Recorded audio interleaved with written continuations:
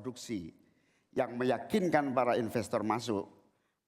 Penampilan Capres dan Cawapres pada 2 kali debat yang diselenggarakan KPU telah memberi warna bagi para pendukung masing-masing. Pasca debat, banyak calon pemilih yang tetap mendukung jagoannya. Meski di lain pihak, tidak sedikit pula calon pemilih yang mempertimbangkan untuk mengganti arah dukungannya. Dan pada Jumat kemarin, ketiga calon wakil presiden sudah menunjukkan kemampuannya beradu gagasan. Publik seakan dibuai dengan seabrek program kerja yang katanya kelak akan direalisasikan saat terpilih nanti. Namun sedikit juga pemilih yang bertanya, seberapa jauh para cawapres ini mampu mewujudkan tawarannya di debat maupun kampanye saat terpilih kelak? Karena publik mafhum, posisi wakil presiden bukanlah posisi yang mampu mengeksekusi program kerja pemerintahan di luar yang sudah dicanangkan presiden terpilih. Dari 7 kali kepresidenan, belum pernah wakil presiden maju ke depan memimpin kabinet untuk mewujudkan visi Wapres. Yang terjadi adalah Wapres hanya membantu presiden merealisasikan visi dan program kerja kepresidenan. Tak heran jika kemudian muncul istilah Wapres sekedar sebagai ban serep. Lalu bagaimanakah pola pembagian kerja yang disepakati di antara ketiga pasang kandidat saat menjabat nanti? Sehingga kesan Wapres terpilih bertugas sebatas seremonial semata tidak terjadi. Mampukah publik diyakinkan jika paparan para cawapres di debat maupun kampanye bukan sekedar pepesan kosong? Meresmikan dan potong tumpeng di IKN. Pemirsa, dalam politik itu memang ada istilah bahwa wakil presiden sebagai jabatan seremonial mulai dari penggunting pita, ban serep, dan lain-lain. Tapi kita jelas tegas dalam undang-undang atau konstitusi ada tugas dan tupoksi seorang wakil presiden. Tapi kalau berkaca dalam debat cawapres yang sebelumnya pernah kita laksanakan, ini kan begitu luar biasa ya. Mereka memberikan gagasan, bahkan performa dari masing-masing tampak dominan.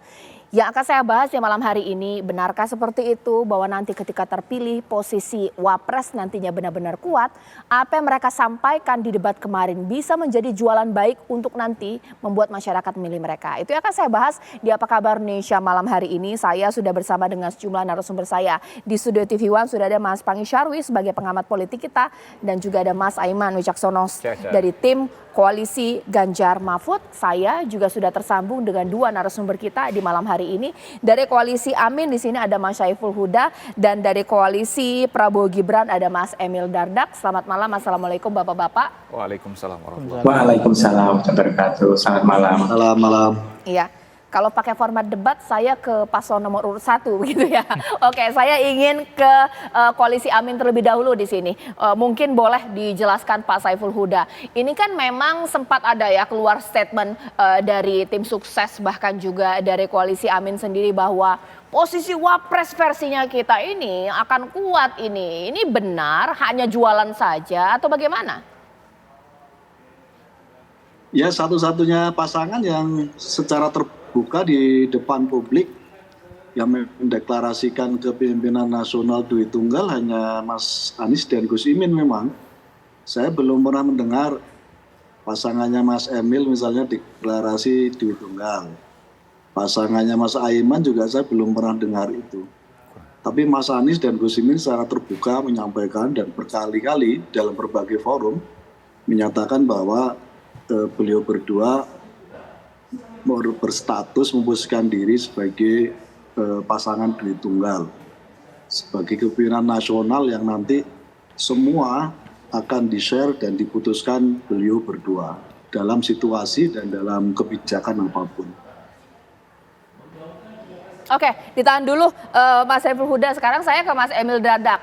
Dikatakan di sini hanya dari pasangan Amin yang mengatakan bahwa posisi Wapres ini kuat. Berarti kalau dari Prabowo Gibran seperti apa? Posisi Gibran memang nanti hanya seremonial gunting pita atau bagaimana Mas Emil? Pertama-tama ya, keduit tunggalan dari presiden dan wakil presiden termaktub juga secara semangatnya di dalam pasal 4 ayat 2 Undang-Undang Dasar 1945 yang mengatur tugas dari wakil presiden, begitu ya. Jadi tentunya secara konstitusional jelas kedudukan seorang wakil presiden dan saya juga ada 2 perspektif yang perlu saya share di sini. Pertama, saya sendiri seorang wakil saat ini, wakil gubernur. Dan juga saya banyak bekerja dengan Wakil Presiden yang saat ini menjabat maupun yang saat itu menjabat sebelumnya, yaitu Bapak Yusuf Kalla dan hari ini Prof. Yai Ma'ruf Amin. Jadi kami bisa memastikan bahwa tadi kan ada kata-kata tidak pernah terlihat memimpin rapat kabinet. Izinkan saya mungkin walaupun bukan rapat kabinet, tapi contohnya pada ini ya, pada 12 Januari lalu lah sebagai contoh. Ini untuk sistem pemerintahan berbasis elektronik atau e-government, itu juga rapatnya dipimpin oleh Bapak Wapres Kiai Ma'ruf Amin.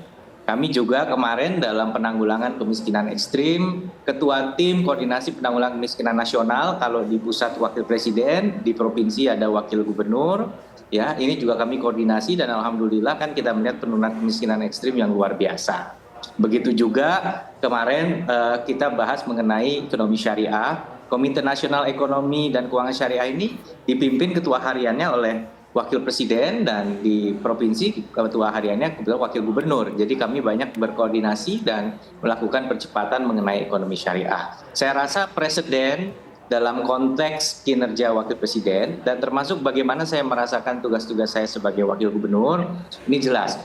Keputusan, final decision, izinkan kami sampaikan, SK apapun meskipun mau dideklarasikan diri tunggal atau tidak, SK tidak ada per Wapres, tidak ada peraturan Wakil Presiden, tidak ada keputusan Wapres, Kep Wapres, adanya Kepres, ya. Jadi semuanya memang kembali kepada Presiden, gitu. Jadi, namun demikian, tentunya kolaborasi dan koordinasi menjadi sangat penting untuk seorang wakil dan tentunya dengan pimpinan dan dalam hal ini gubernur, presiden atau bupati atau wali kota, esensinya juga sama. Ya. Baik, ditahan dulu Mas Emil. Kalau dari Mas Saiman seperti apa? Posisi Pak Mahfud nanti akankah kuat, berbeda dengan sebelumnya, peran-peran Wapres sebelumnya seperti apa? Justru yang paling firm, yang paling tegas menyatakan bahwa pasangan kami Ganjar Mahfud ini bukan sebagai ban serep adalah Pak Mahfud sendiri. Jadi kalau yang lain tadi katakan kita bukan ban serep, kita bukan bang serep, ya pasangan nomor 1, pasangan nomor 2. Yang paling tegas mengatakan itu Pak Mahfud. Kenapa? Pak Mahfud sejak awal sudah mengatakan, nih saya sebutkan ya, 15 Desember 2023. Kita bagi tugas, pengawasannya tetap presiden, pengambil kebijakan presiden, tapi saya yang mengkoordinir. Bidang apa? Polhukam, politik hukum dan keamanan. Jadi soal korupsi, berantas habis.